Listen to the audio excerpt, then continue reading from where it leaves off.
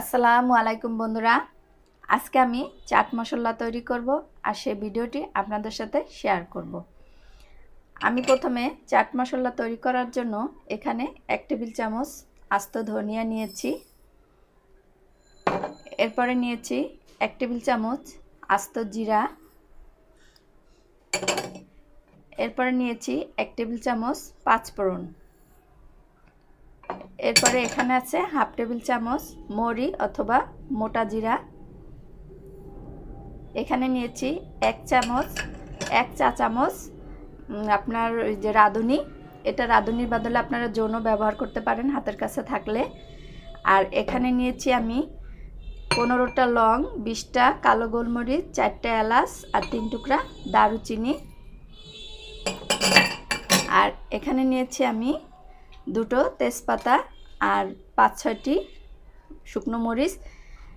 আর এই গরম মশলাগুলো একটু এই চাট মশলা তৈরি করতে লাগে ফ্লেভারের জন্য।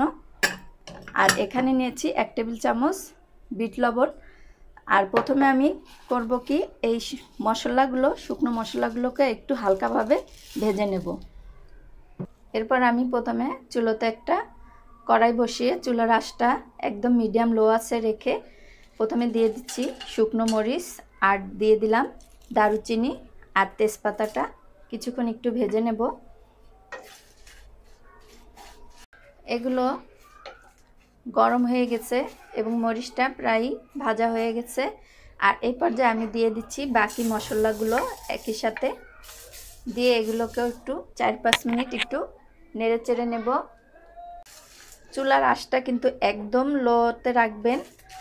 আর যেহেতু এই কড়াইটা গরম আছে আগের থেকেই, তাই এটা বেশিক্ষণ সময় লাগবে না। এগুলোকেও 4-5 মিনিট ভেজে নিলাম। আর মশলাগুলো ভাজা হয়ে গেছে, এগুলো আমি তুলে নেব। তবে তুলে নেওয়ার আগে আমি বিট লবণটা দিয়েও 2টো নাড়া দিয়ে নেব।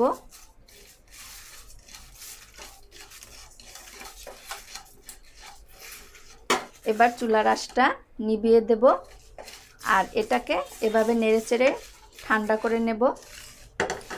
এবার এটাকে একটু কিছুক্ষণ একটা প্লেটের ভিতরে মেলে ঠান্ডা করে নিচ্ছি। আর এর ফাঁকে আমি মরিচগুলোর বোটাটারে ফেলে নেব। এটা একদম যখন কুমকুম ঠান্ডা হয়ে আসবে সেই পর্যায়ে এটাকে আমি ব্লেন্ডারের জারে ব্লেন্ড করে নেব। তৈরি হয়ে গেল আমাদের চাট মশলা। আর এই চাট মশলার ভিডিওটি আপনাদের ভালো লাগলে অবশ্যই লাইক কমেন্ট ও শেয়ার করতে ভুলবেন না। আর এই চাট মশলাটি আপনারা চটপটিতে ব্যবহার করতে পারবেন, ডিম ভুনাতে ব্যবহার করতে পারবেন, ঝালমুড়ি তৈরি করতেও ব্যবহার করতে পারবেন এবং ভিন্ন ভিন্ন নানা রকম স্বাদের রান্নাতেও এটা ব্যবহার করতে পারবেন। তাই এই অল্প খরচে বাসায় নিজের হাতে তৈরি করে নিন ফ্রেশ মশলা। আর আজকের মতো এখানেই বিদায় নিচ্ছি। আসসালামু আলাইকুম।